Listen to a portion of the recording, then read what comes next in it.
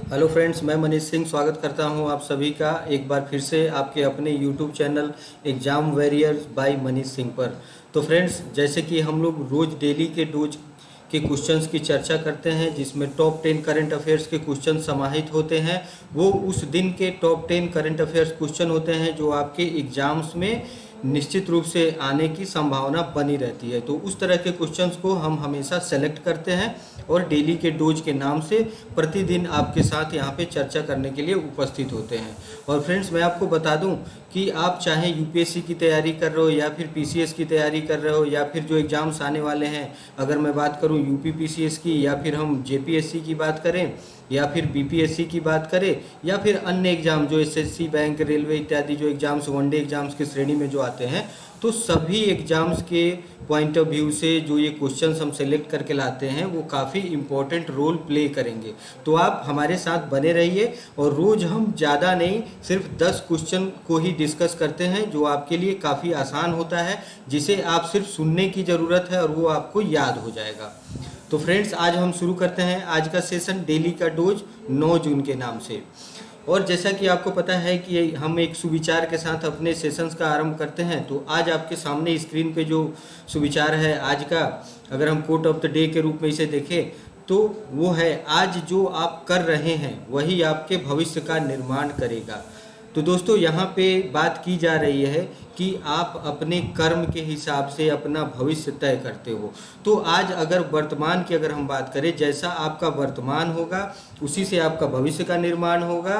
ठीक है फ्रेंड्स, और ये जो वर्तमान है यही एक आपका भूत हो जाएगा अगले दिन, जिससे आप अपने, जैसा कि हम कहते हैं कि हमने जैसे कर्म करते हैं उसी तरह से हमारा भविष्य का निर्माण होता है। तो आप वर्तमान पे फोकस करो, भविष्य की चिंता मत करो, आप अपने कर्म पे फोकस करो कि जितना से ज़्यादा आप मेहनत और ईमानदारी के साथ कोई भी काम करेंगे तो निश्चित रूप से आपको अच्छे फल प्राप्त होंगे। ठीक है फ्रेंड्स, तो इसी कोट के संदर्भ में है कि आप आज जो आप कर रहे हैं वही आपके भविष्य का निर्माण करेगा।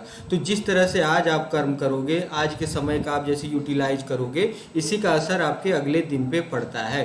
तो फ्रेंड्स, हम शुरू करते हैं क्वेश्चंस का सिलसिला।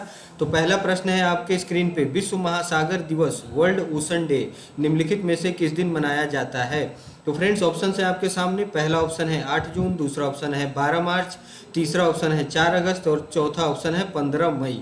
तो फ्रेंड्स, यहाँ पे हम बात कर रहे हैं, ये एक डे से रिलेटेड क्वेश्चन है, ये स्टैटिक जीके का पार्ट है। इस तरह के प्रश्न हमेशा पूछे जाते हैं और हमने पहले भी डिस्कस किया था कि जब भी कोई डे से रिलेटेड क्वेश्चन होते हैं, जब हमारे सामने आते हैं, तो उसका एक जो महत्व होता है, उसका जो उद्देश्य होता है, ये वो होता है कि हम उस खास विषय के प्रति एक लोगों में जागरूकता फैला सके और उस विषय को संरक्षित करने की दिशा में हम काम कर सके। तो फ्रेंड्स, यहाँ पे जो विश्व महासागर दिवस मनाए जाने की बात की जा रही है, तो वो मैं आपको आंसर बता दूं, वो 8 जून को हम विश्व महासागर दिवस के रूप में विश्व स्तर पे मनाते हैं।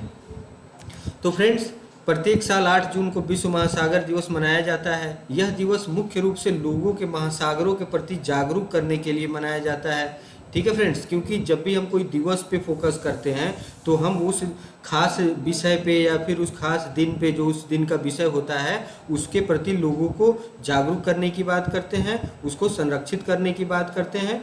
तो ये जो दिवस मनाई जाती है, जो भी इम्पोर्टेंट डेज आप देखोगे जब मनाई जाएगी, तो इसका एक खास थीम निर्धारित किया जाता है। थीम मतलब उसका एक विषय होता है जो उस साल के लिए डेडिकेटेड होता है। ठीक है फ्रेंड्स, तो इस साल वर्तमान वर्ष में जो हम विश्व महासागर दिवस मना रहे हैं, उसका जो थीम है वो है the ocean life and livelihood. ठीक है फ्रेंड्स, तो ये रखा गया है द ओशन, मतलब महासागर को लाइफ एंड लाइवलीहुड से जोड़ा गया है। ठीक है, एक जीवन के रूप में और वो जीवन प्रदान करने वाली जो चीज़ें हैं उनके रूप में। ठीक है, एक जीवंत उदाहरण दिया गया है और इसके विषय का नाम दिया गया है लाइफ एंड लाइवलीहुड। तो फ्रेंड्स, यहाँ पे हम महासागर की जब बात करते हैं तो महासागरों में जो अगर हम बात करें कि जो सबसे बड़ी जो बायोडाइवर्सिटी की बात करें, सबसे बड़े पारिस्थितिकी इकोसिस्टम की बात करें तो वो हमें महासागरों में ही देखने को मिलती है। जब हम देखते हैं कि महासागरों में तरह तरह के जीव आपस में जैसे कि एक सामंजस्य बैठा के और एक दूसरे के ऊपर मतलब डिपेंड होके और एक अपना एक पारिस्थितिकी तंत्र बनाते हैं, तो ये सबसे बड़ा अगर इकोलॉजिकल सिस्टम देखा जाता है तो वो महासागरों में है।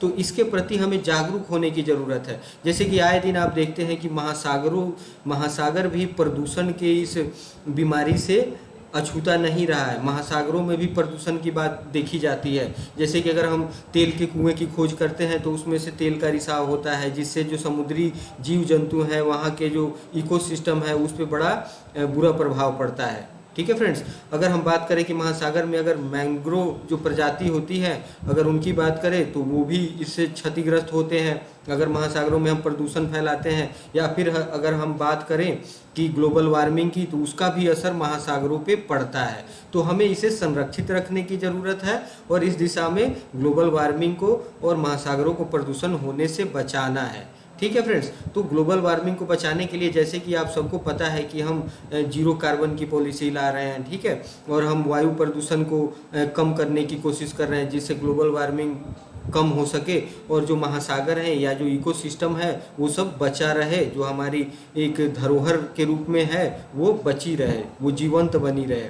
ठीक है फ्रेंड्स, तो आप जैसे जानते होंगे कि महासागरों में जैसे मैंने मैंग्रोव की बात की, वैसे ही अगर आप देखोगे कि हम अगर अंडमान निकोबार की बात करें, मालदीव की बात करें, तो इन सब जगहों पे एक टूरिज्म के रूप में भी आप देखोगे कि वहाँ पे कोरल रीफ वगैरह पाए जाते हैं जिनकी काफ़ी मनोरम छटा होती है। जब आप महासागरों में जाओगे, जब वहाँ पे जहाँ पे टूरिज्म के दृष्टिकोण से इसे डेवलप किया गया है, तो वहाँ पे आप देखोगे कि स्कूबा डाइविंग वगैरह की जो टूरिज्म से रिलेटेड जो चीज़ें हैं वो काफ़ी प्रचलन में होती है। तो वहाँ पे आपको कोरल रीफ का मनोरम दृश्य देखने को मिलेगा।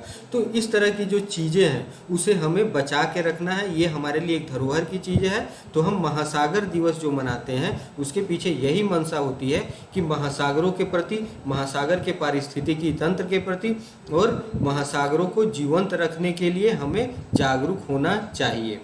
तो फ्रेंड्स, इसमें अगर हम एक चीज़ और देखें कि पहला विश्व महासागर दिवस कब मनाया गया, तो वो 8 जून 2009 को पहला विश्व महासागर दिवस मनाया गया था। ये आपको याद रखना है और ये स्टैटिक जीके का पार्ट है कि 8 जून को विश्व महासागर दिवस के रूप में मनाया जाता है। और इसके उद्देश्य क्या है, इसका मोटो क्या है, ये हमने अभी डिस्कस किया है।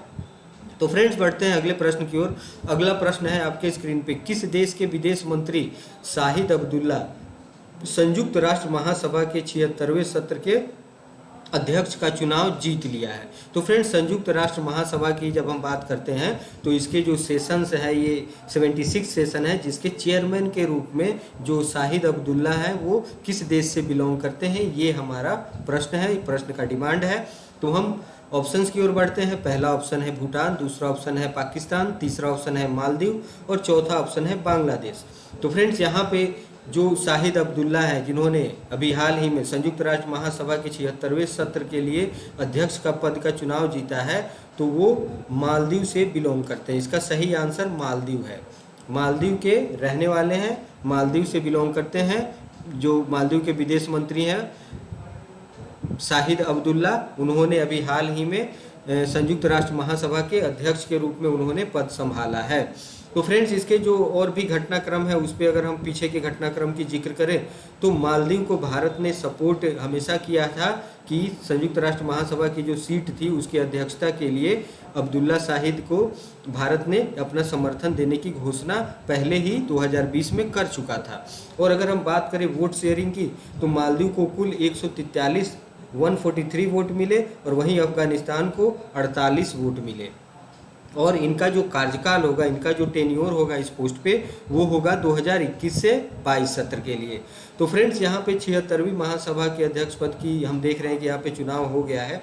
और अगर हम बात करें तो ये उस दिशा में एक कदम माना जा रहा है, एक पॉजिटिव रूप में जो विदेश मंत्री हैं अब्दुल्ला शाहिद, तो ये लोग हमेशा ये पक्षधर रहे हैं कि हम मल्टीलेटरल विश्व की ओर बढ़े। ठीक है, मल्टीलेटरल का अर्थ है कि बहुपक्षवाद को बढ़ावा दिया जाए। बहुपक्षवाद से सेंस ये है कि जैसे कि हम लोकतंत्र में बात करते हैं कि हमारे अंदर डाइवर्सिटी में यूनिटी है, ठीक है, तो वैसे ही हम मल्टीलेटरल की बात करते हैं, बहुपक्षवाद की बात करते हैं, जिसमें सभी के पक्ष को सुना जाए। ठीक है, एक ध्रुवीय या दो ध्रुवीय चीज़ें जो होती हैं वो इसके लिए काफ़ी भयावह होती हैं। इस तरह के जब ऑर्गेनाइजेशन की बात की जाती है, जब हम संयुक्त राष्ट्र की बात करें या फिर संयुक्त राष्ट्र सुरक्षा परिषद की बात करें या फिर संयुक्त राष्ट्र महासभा की बात करें, तो इसमें बहुपक्षवाद को बढ़ावा देना चाहिए, जिससे सभी देश अपने हितों की रक्षा कर सके। तो फ्रेंड्स, आपको ये याद रखना है कि अब्दुल्ला शाहिद का संबंध मालदीव से है, ये वहाँ के विदेश मंत्री रह चुके हैं। अब हम बढ़ते हैं अगले प्रश्न की ओर। अगला प्रश्न है आपके स्क्रीन पे, भारत ने ऊर्जा के क्षेत्र में बढ़ावा देने हेतु किस मिशन को लॉन्च किया है? तो फ्रेंड्स, हाल ही में ऊर्जा के क्षेत्र में बढ़ावा देने के लिए भारत ने किस मिशन को लॉन्च किया है? तो ऑप्शन है आपके सामने। पहला ऑप्शन है जल जीवन मिशन, दूसरा ऑप्शन है इनोवेशन क्लीन टेक एक्सचेंज, तीसरा ऑप्शन है मिशन शक्ति कार्यक्रम और चौथा है राष्ट्रीय स्वास्थ्य मिशन। तो फ्रेंड्स, आपको मैं सही आंसर बता देता हूं, इसका सही उत्तर है इनोवेशन क्लीनटेक एक्सचेंज। ठीक है फ्रेंड्स, ये भारत ने ऊर्जा के क्षेत्र में बढ़ावा देने के लिए ये मिशन शुरुआत की है। और इसका जो उद्देश्य होगा फ्रेंड्स, इस मिशन का जो उद्देश्य है, जो वो इनोवेशन क्लीनटेक एक्सचेंज की बात हम यहाँ कर रहे हैं, इसे आप मिशन इनोवेशन 2.0 के नाम से भी जानते हो। तो इसमें स्वच्छ ऊर्जा को बढ़ावा देने के लिए, उसमें इनोवेशन लाने के लिए, तेजी लाने के लिए, प्रगति लाने के लिए सदस्य देशों का एक नेटवर्क तैयार किया जाएगा। और ये जो मिशन है, ये जो योजना लाई गई है, ये जो एक्सचेंज लॉन्च की गई है भारत के द्वारा, इस मिशन को वर्चुअली चिली द्वारा आयोजित innovating to net zero summit जो पर्यावरण से संबंधित है, ठीक है, उसमें 2021 में जो ये आयोजन किया गया था, उसमें ही इसे वर्चुअली लॉन्च किया गया भारत के द्वारा। तो स्वच्छ ऊर्जा को दशकों तक किफ़ायती, आकर्षक और सुलभ बनाने के उद्देश्य से पेरिस समझौते की अगर हम बात करें तो वहाँ पे हम शुद्ध शून्य उत्सर्जन की बात करते हैं, जिससे आप स्वच्छ ऊर्जा ज़्यादा से ज़्यादा मात्रा में उस दिशा में हम स्वच्छ ऊर्जा उत्पन्न करें, और कार्बन उत्सर्जन की जहाँ तक बात है तो उसे शून्य के स्तर पर लाया जाए। तो इस दिशा में कार्रवाई को आगे बढ़ाते हुए जो पेरिस समझौता हुआ था, उसमें इस मिशन को शुरुआत किया गया है। तो फ्रेंड्स, ये आपको याद रखना है, ये काफ़ी इंपॉर्टेंट क्वेश्चन है। इस तरह के प्रश्न अक्सर पूछे जाते हैं, क्योंकि ये इकोलॉजी, इन्वायरमेंट और बायोडाइवर्सिटी से रिलेटेड भी है, क्लाइमेट चेंज से भी रिलेटेड है। तो ये प्रश्न काफ़ी महत्वपूर्ण हो जाता है। ये वनडे एग्जाम्स में, पीसीएस एग्जाम्स में और यूपीएससी एग्जाम्स में पूछे जाते हैं इस तरह के प्रश्न हमेशा। तो फ्रेंड्स, अब हम बढ़ते हैं अगले प्रश्न की ओर। अगला प्रश्न है आपके स्क्रीन पे, विश्व ब्रेन ट्यूमर दिवस, वर्ल्ड ब्रेन ट्यूमर डे, निम्नलिखित में से किस दिन मनाया जाता है? तो फ्रेंड्स, ये भी एक स्टैटिक जीके का क्वेश्चन है और ये डेज से रिलेटेड है, जिसमें हम उस दिन के प्रति एक जागरूकता फैलाने की बात करते हैं। तो यहाँ पे वर्ल्ड ब्रेन ट्यूमर डे की बात की जा रही है। तो ऑप्शन है आपके सामने। पहला ऑप्शन है 10 जनवरी, दूसरा ऑप्शन है 12 मार्च, तीसरा ऑप्शन है 5 मई और चौथा ऑप्शन है 8 जून। तो फ्रेंड्स, मैं आपको इसका आंसर बता देता हूँ। इसका सही आंसर है 8 जून। 8 जून को हम वर्ल्ड ब्रेन ट्यूमर डे के रूप में मनाते हैं कि जो ब्रेन ट्यूमर की जो बीमारी है उसके प्रति लोगों को जागरूक किया जाए। यह संगठन लोगों को ब्रेन ट्यूमर के बारे में जागरूक करने का काम करता है, और इसके जो मनाने का पीछे जो उद्देश्य है और मकसद है कि लोग ब्रेन ट्यूमर जैसी गंभीर समस्या के बारे में जानें और समय रहते एक सचेत रहें और जागरूक रहें, ताकि इससे समय रहते बचाव हो सके, बचाव किया जा सके, इससे लोग सफ़र नहीं हो। और अगर हम बात करें कि पहली बार इसे कब मनाया गया था, तो इसे पहली बार जर्मन ब्रेन ट्यूमर एसोसिएशन के द्वारा इस दिवस को मनाया गया था। तो फ्रेंड्स, आपको याद रखना है, ये स्टैटिक जीके का क्वेश्चन है। 8 जून को विश्व ब्रेन ट्यूमर दिवस के रूप में मनाया जाता है। तो फ्रेंड्स, अब हम अगले प्रश्न की ओर बढ़ते हैं। अगला प्रश्न है आपके स्क्रीन पे, विश्व बैंक में नए शिक्षा सलाहकार के रूप में निम्नलिखित में से किसे नियुक्त किया गया है? तो फ्रेंड्स, ये बड़ा पोस्ट है जो एजुकेशन एडवाइज़र के रूप में विश्व बैंक में अभी हाल ही में किसे नियुक्त किया गया है, किसका अपॉइंटमेंट हुआ है। तो इस तरह के क्वेश्चन आपको अपॉइंटमेंट सेक्शंस के अंतर्गत पूछे जाते हैं, और ये हम बात कर रहे हैं कि इंटरनेशनल अफेयर्स की बात है, इसमें अपॉइंटमेंट की बात कर रहे हैं। तो ऑप्शन है आपके सामने। पहला ऑप्शन है रणजीत सिंह दिसाले, दूसरा ऑप्शन है राहुल सचदेवा, तीसरा ऑप्शन है अनुपम सिंह और चौथा ऑप्शन है मोहन अग्रवाल। तो किन्हें अभी एजुकेशन एडवाइज़र के रूप में वर्ल्ड बैंक में नियुक्त किया गया है? तो फ्रेंड्स, इसका सही आंसर है रणजीत सिंह दिसाले। और ये बड़ी उपलब्धि है भारत के लिए, क्योंकि ये भारतीय हैं जिनको इस तरह के प्रेस्टिजियस पद पे नियुक्ति प्रदान की गई है। और अगर हम दिसाले की बात करें तो दिसाले को जून 2021 से अगले जून 2024 तक 2024 जून तक के लिए शैक्षिक सलाहकार के रूप में इनकी नियुक्ति की गई है।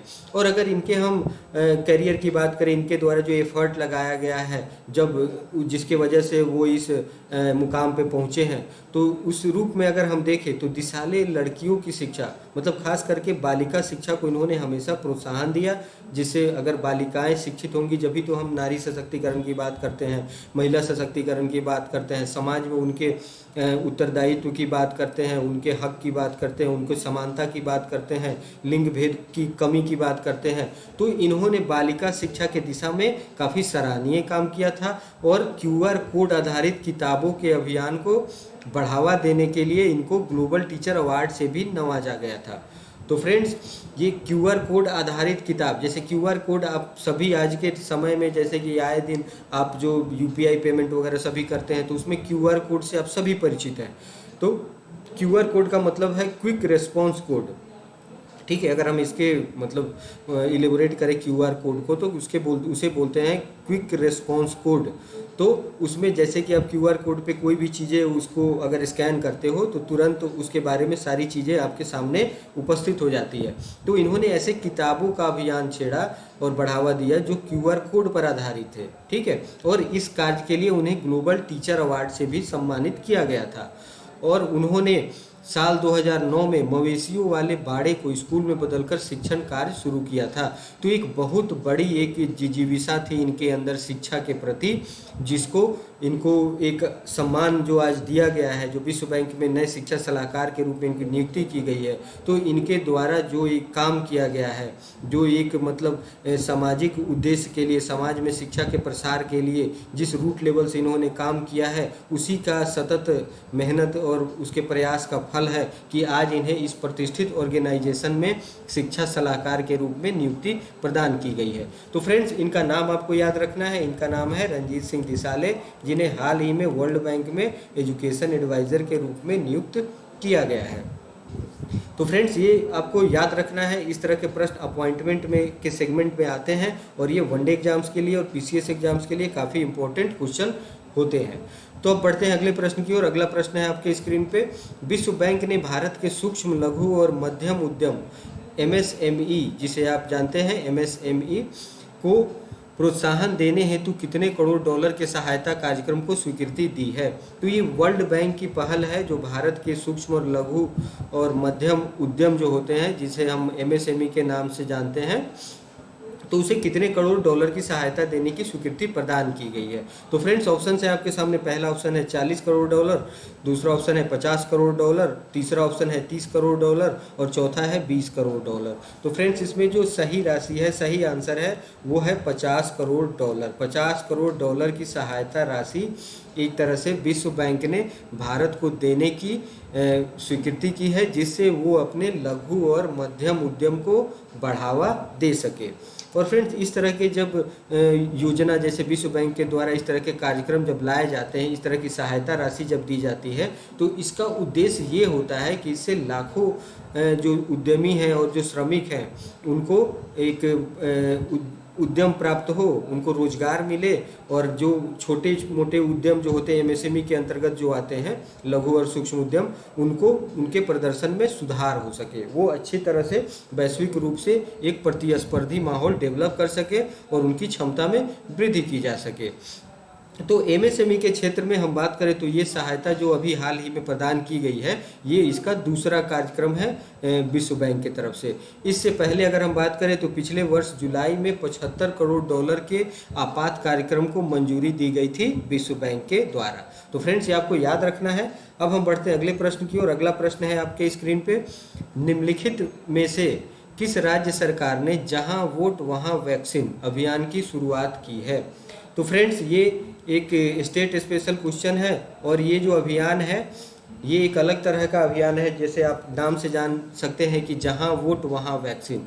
तो इस तरह के अभियान की शुरुआत करने वाला वह कौन सा स्टेट है, ये हमें पता करना है। तो ऑप्शन है आपके सामने, पहला ऑप्शन है बिहार, दूसरा पंजाब, तीसरा दिल्ली और चौथा आसाम। तो फ्रेंड्स, मैं आपको सही आंसर बता दूं, जहां वोट वहां वैक्सीन अभियान की शुरुआत करने वाला जो स्टेट है वो है दिल्ली।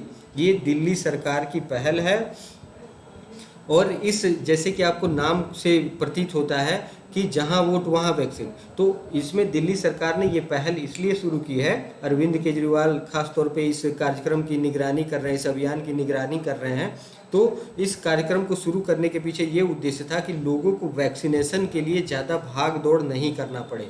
अगर उन्होंने जहाँ पे वोट दिया है, जहाँ पे पोलिंग बूथ बनाई जाती है, जैसे हर मोहल्ले में, हर कस्बे में जहाँ पे पोलिंग बूथ बनाई जाती है, उसी जगह पे उन्हें वैक्सीनेशन दी जाएगी। और उसी प्रक्रिया के तहत जैसे बूथ लेवल ऑफिसर होते हैं वोटिंग के समय, उसी तरह बूथ लेवल जो ऑफिसर होंगे वहाँ पे उस समय जो वैक्सीनेशन के क्रम में, तो घर घर जाके उनके स्लॉट की बुकिंग भी करेंगे। तो इससे जो लोगों को जो परेशानी झेलनी पड़ रही थी कि जहाँ पे स्लॉट मिलेगा उसके लिए आपाधापी एक तरह से माहौल अफरा तफरी का बना हुआ था, क्योंकि वैक्सीन सबको लेने की ज़रूरत है। तो दिल्ली सरकार की एक विशेष पहल है कि जहाँ आपने वोट दिया है वहीं पे आपको वैक्सीन की सुविधा दी जाएगी। और इस योजना के तहत दिल्ली में 45 से ऊपर के उम्र के जो लोग हैं वो लगभग 57 लाख के आसपास है, और उनमें से 27 लाख लोगों को पहली डोज लगाई जा चुकी है। और जो 30 लाख लोग बचे हैं, इन 30 लाख लोगों को पहली डोज लगाई जानी है, जो ये जल्दी ही पूरा कर लिया जाएगा इस तरह के अभियान के थ्रू। और ये एक अपने तरह का एक अनूठा अभियान शुरू किया गया है दिल्ली सरकार की तरफ से। तो फ्रेंड्स, ये आपको याद रखना है, ये स्टेट स्पेशल क्वेश्चंस हैं। इस तरह के प्रश्न पीसीएस एग्जाम्स में अक्सर पूछे जाते हैं। अब हम बढ़ते हैं अगले प्रश्न की ओर। हाल ही में किस देश को संयुक्त राष्ट्र आर्थिक और सामाजिक परिषद United Nations economic and social council के लिए 2022-24 की अवधि के लिए चुना गया है? तो फ्रेंड्स, किस देश को संयुक्त राष्ट्र आर्थिक और सामाजिक परिषद, ये बहुत ही एक प्रतिष्ठित सामाजिक और आर्थिक संस्था है जो विश्व स्तर पे अपनी भूमिका निभाता है। तो उसमें किसको इस सामाजिक परिषद के लिए 2022 से 24 के जो टेन्योर है उसके अवधि के लिए चुना गया है, वह कौन सा देश है? तो फ्रेंड्स, ऑप्शन है आपके सामने, पहला नेपाल, दूसरा बांग्लादेश, तीसरा रूस और चौथा भारत। तो इसमें जो सही आंसर है वो है भारत। भारत को संयुक्त राष्ट्र आर्थिक और सामाजिक परिषद के लिए 2022-24 की अवधि के लिए हाल ही में चुना गया है। संयुक्त राष्ट्र आर्थिक और सामाजिक परिषद संयुक्त राष्ट्र विकास प्रणाली के केंद्र में है और एक अस्थायी दुनिया के लिए सामूहिक कार्रवाई को बढ़ावा देने के लिए लोगों और मुद्दों को एक साथ लाता है। तो फ्रेंड्स, यहाँ पे कहने का मतलब ये है कि संयुक्त राष्ट्र की जो ये संस्था है, जो आर्थिक और सामाजिक परिषद के रूप में ये विभिन्न देशों में वहाँ के सोशल और इकोनॉमिक जो इम्प्रूवमेंट है उसको देखने का काम करती है, और समय समय पे इस देशों को चुना जाता है जो इसमें जो सामूहिक उत्तरदायित्व तो अपना सुनिश्चित कर सके, जिसमें लोगों के जो जुड़े जो सामाजिक मुद्दे हैं, आर्थिक मुद्दे हैं, उस पर आगे कार्य किया जा सके और उनको सुदृढ़ता प्रदान की जा सके। तो फ्रेंड्स, ये आपको याद रखना है कि अभी हाल ही में भारत को संयुक्त राष्ट्र आर्थिक और सामाजिक परिषद में 2022-24 सेशन के लिए चुना गया है। ठीक है फ्रेंड, तो ये काफ़ी एक सम्मानित संस्था है और इसमें भारत का चयन हुआ है, इसलिए आपको ये प्रश्न याद रखना है, इसका आंसर याद रखना है। इस तरह के प्रश्न अक्सर पूछे जाते हैं। अब बढ़ते हैं हम अगले प्रश्न की ओर। अगला प्रश्न है आपके स्क्रीन पे, भारत और किस देश की अंतरिक्ष एजेंसियों के बीच भारत के पहले मानव अंतरिक्ष मिशन गगनयान के लिए सहयोग समझौता हस्ताक्षरित हुआ है? तो फ्रेंड्स, ये भारत का एक बहुत ही महत्वाकांक्षी अंतरिक्ष अभियान है जिसे हम गगनयान के नाम से जानते हैं, और इसी गगनयान के द्वारा भारत के पहले मानव अंतरिक्ष मानव जो भेजे जाएंगे, जो पूरी तरह से भारत के द्वारा प्रोजेक्टेड ये मिशन होगा, वो भारत की तरफ से जो इस मिशन का संचालन किया जाएगा, ये अपने तरह का पहला मानव अंतरिक्ष मिशन है गगनयान। तो उसके लिए किस देश के साथ सहयोग के लिए समझौता पर हस्ताक्षर किया गया है? तो ऑप्शन है आपके सामने, पहला अमेरिका, दूसरा रूस, तीसरा इजराइल और चौथा ऑप्शन है फ्रांस। तो आपको सही आंसर बता दूं फ्रेंड्स, इसमें जो सही उत्तर है वो है फ्रांस। तो फ्रांस के अंतरिक्ष एजेंसी के साथ इस तरह का समझौता किया गया है भारतीय अंतरिक्ष एजेंसी ने गगनयान के लिए, जिसमें भारत के पहले मानव अंतरिक्ष मिशन को एक संपन्न की जाएगी, उसको मूर्त रूप प्रदान किया जाएगा। और इस समझौते के अनुसार फ्रांस की जो अंतरिक्ष एजेंसी है, national centre for space research, CNES, ये आपको याद रखना है। इस तरह के प्रश्न अक्सर वनडे एग्जाम्स में पूछे जाते हैं कि CNES किस देश की अंतरिक्ष एजेंसी है। तो ये भी आपको याद रखना है। तो मिशन में जो शामिल चिकित्सक और मिशन कंट्रोल टीम है, उन्हें जो भारतीय मिशन कंट्रोल में जो चिकित्सक शामिल हैं या फिर जो मिशन को कंट्रोल करने की टीम है, उन्हें CNES के जो विशेषज्ञ हैं वो उन्हें प्रशिक्षित करेंगे। साथ ही इस समझौते के तहत खाद्य पैकेजिंग जैसे फूड प्रोसेसिंग की अगर हम बात करें या फिर न्यूट्रिशन प्रोग्राम्स की बात करें, तो उसमें सूचना का आदान प्रदान किया जा सकेगा। और इस तरह CNES द्वारा विकसित फ्रांसीसी उपकरण, जिन्हें अंतर्राष्ट्रीय अंतरिक्ष स्टेशन, जिसे आप ISS के नाम से जानते हैं, भारतीय अंतरिक्ष यात्रियों के लिए भी उपलब्ध होगा। तो ये जो भारत का जो महत्वाकांक्षी योजना है, जो परियोजना है, जो एक मिशन है गगनयान के नाम से, अंतरिक्ष मिशन जो है, जिसमें पहली बार मानव को भेजने की एक वो की जा रही है, पहल की जा रही है, तैयारी की जा रही है। तो उसमें फ्रांस का जो CNES अंतरिक्ष एजेंसी है वो पूरी तरह से सहयोग करेगा। तो फ्रेंड्स, ये आपको याद रखना है। इस तरह के प्रश्न हमेशा समझौता एग्रीमेंट और ये स्पेस टेक्नोलॉजी के सेगमेंट से पूछे जाते हैं। साइंस टेक के क्षेत्र में भी इस तरह के प्रश्न हमेशा पूछे जाते हैं। अब हम बढ़ते हैं अगले प्रश्न की ओर। अगला प्रश्न है आपके स्क्रीन पे, आगामी कितने वर्षों में महत्वपूर्ण जलीय क्षेत्रों और महासागरों का संरक्षण सुनिश्चित करने हेतु एक नई वैश्विक समुद्री पहल ब्लू नेचर अलायंस शुरू की गई है? तो फ्रेंड्स, ये आपको नाम याद रखना है। इस तरह के जो टर्म है ये आपको याद रखना है, जब भी आप क्वेश्चन समझ पाओगे। तो ये ब्लू नेचर अलायंस की बात की जा रही है। ये कितने वर्षों में इस तरह के अलायंस के बनाने की और जलीय क्षेत्रों को संरक्षण देने की बात की जा रही है। ये आने वाले कितने वर्षों में इस प्लान को शुरू किया जाएगा? तो ऑप्शन है आपके सामने। पहला ऑप्शन है 2 वर्ष, दूसरा 3 वर्ष, तीसरा 5 वर्ष और चौथा 7 वर्ष।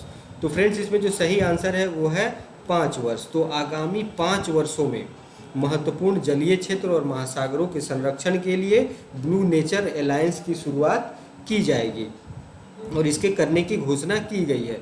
तो फ्रेंड्स, हम जैसे बात करें ब्लू नेचर अलायंस की, तो इसका जो मिशन है और इसका जो उद्देश्य है वो है जलीय क्षेत्र और महासागरों का संरक्षण सुनिश्चित किया जा सके, उसके लिए एक वैश्विक पहल की शुरुआत की गई है। इस पहल को विभिन्न परोपकारी संगठन, राष्ट्रीय सरकार, स्थानीय समुदाय, स्वदेशी लोग, वैज्ञानिक और शिक्षाविद के सहयोग से शुरू करने की बात की जा रही है। और फिर अगर हम ब्लू नेचर अलायंस प्रारंभ में अगर हम बात करें तो अपने संरक्षण कार्यों के तहत 7 समुद्री क्षेत्रों, अगर हम बात करें तो जैसे कि हम कहते हैं ना कि 7 समुद्र हैं, तो ये समुद्री क्षेत्र जो है, जो ग्लोब पे आप देखते हो कि समुद्र के रूप में कहाँ कहाँ पे समुद्री क्षेत्र पाया जाता है, तो और जलीय क्षेत्र है। तो ये 7 समुद्री क्षेत्रों, जैसे कि फिजी की बात करें तो फिजी का लाओस स्केप क्षेत्र है, अंटार्कटिका का दक्षिणी महासागर क्षेत्र और दक्षिण अटलांटिक महासागर में ट्रिस्टन द कुना नाम का द्वीप है, इन सब को कवर करने की बात की जा रही है। तो ये जो अलायंस की बात की जा रही है, ब्लू नेचर अलायंस की बात की जा रही है, इस पहल का जो प्राथमिक उद्देश्य है वो है जलवायु परिवर्तन के कारण सबसे अधिक प्रभावित होने वाले स्थानीय समुदायों के साथ मिलकर कार्य करना। तो दोस्तों, जैसा कि आप सबको पता है कि जब जलवायु परिवर्तन की जब हम बात करते हैं, जैसे कार्बन इमिशन को कम करने की बात करते हैं, ठीक है, जो ओजोन परत को नुकसान पहुंचा रहे हैं, जो इनर्ट गैसेज हैं उनको कम करने की हम बात करते हैं। तो अगर हम देखें तो जलवायु परिवर्तन का या ग्लोबल वार्मिंग का जो सबसे ज़्यादा दुष्परिणाम देखने को मिलता है, तो इसमें देखने को ये मिलता है, एक तो मौसमी परिघटना आप देखोगे कि मौसम में एक अनिश्चितता बनी रहती है। फिर उसके बाद अगर हम समुद्रों की बात करें तो समुद्रों में जैसे कि आप सबको पता है कि अंटार्कटिका का जब बर्फ़ पिघलता है, आपको सुनने में न्यूज़ में आता है कि अंटार्कटिका का एक बड़ा एक जो बर्फ़ का शील खंड है वो दरक के टूट गया और वो पिघलना शुरू हो गया है। तो इससे क्या होगा कि आने वाले समय में आप देखोगे कि समुद्र का जो स्तर है, सी लेवल है, वो उसमें बढ़ोतरी होगी, ठीक है। और इससे नुकसान क्या होगा कि जो समुद्री क्षेत्र में जो द्वीप आते हैं उनके अपने अस्तित्व पे संकट खड़ा हो जाएगा और उसके अंतर्गत जो स्थानीय समुदाय हैं उनका कल्चर की बात करें या उनकी क्षेत्र की बात करें तो वो काफ़ी अधिक रूप से ये प्रभावित होंगे और उनकी जो कल्चर है, उनकी जो संस्कृति है, उनका जो एटमॉस्फेयर है, वो जिस माहौल में रहते हैं उनके वो विलुप्ति के कगार पे चले जाएंगे। अगर इस तरह का अगर हम उस पर ध्यान नहीं दें, अगर हम जो ग्लोबल वार्मिंग की बात कर रहे हैं, ठीक है, इस तरह की चीज़ों पे अगर लगाम नहीं लगाई गई समय रहते तो इसके बहुत ही भयावह परिणाम देखे जा सकते हैं। समुद्र के जल स्तर में, सी लेवल में जब वृद्धि होगी तो काफ़ी ऐसे द्वीप जो हैं वो जलमग्न हो जाएंगे। और यहाँ तक अगर हम बात करें तो जो भी बड़े बड़े देशों के जो शहर विकसित हुए हैं तटीय क्षेत्र में, उन्हें पे भी खतरा मंडरा रहा है। तो फ्रेंड्स, इस तरह के ब्लू नेचर अलायंस की शुरुआत की गई है जिससे महासागरों की संरक्षण की जा सके, जलीय क्षेत्रों की संरक्षण की जा सके। तो फ्रेंड्स, आज हमने टॉप 10 करंट अफेयर्स के क्वेश्चन को डिस्कशन किया और आप लोगों को आशा करता हूं कि काफ़ी लाभान्वित हुए होंगे इस सेशन से। और फिर मैं कोशिश करूंगा और आप लोग के भी सहयोग का अपेक्षा करता हूं कि आप लोग ज़्यादा से ज़्यादा संख्या में इसे शेयर करें, सब्सक्राइब करें और ज़्यादा से ज़्यादा लोगों को जोड़ने की कोशिश करें जिससे सभी लाभान्वित हो सके और हमारे जो ये छोटा सा परिवार है उसमें हम सदस्यों की संख्या और बढ़ा सकें और अपनी बात सबके सामने पहुंचा सकें। तो फ्रेंड्स, आशा करता हूँ आप सभी आज के सेशन से लाभ उठाए होंगे। तो फिर हम कल टॉप 10 करंट अफेयर्स के क्वेश्चन के साथ मिलेंगे जो बिल्कुल ही नए क्वेश्चंस होंगे और टॉप 10 करंट अफेयर्स के नाम से, डेली के डोज के नाम से फिर मैं कल आपके सामने उपस्थित होऊंगा। तब तक के लिए विदा चाहता हूँ। धन्यवाद।